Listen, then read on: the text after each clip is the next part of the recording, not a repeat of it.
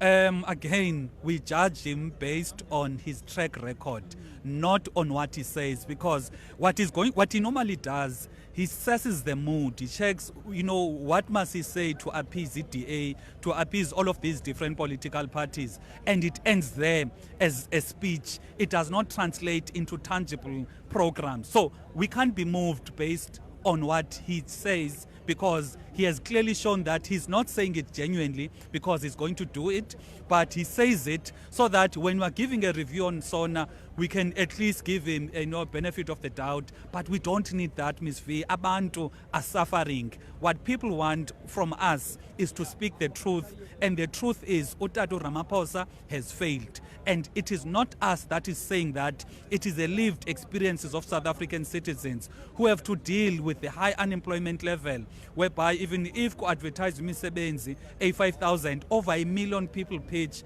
it is abantwana abaprotestayo eNtabankulu benqala mnuva ukuba there's children who are protesting.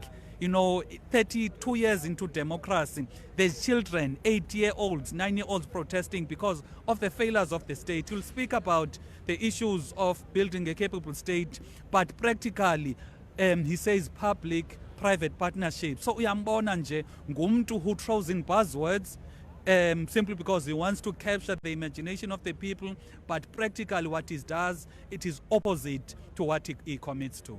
Mr. Zungula, thank you so much for your time. Siyabulela kakhulu.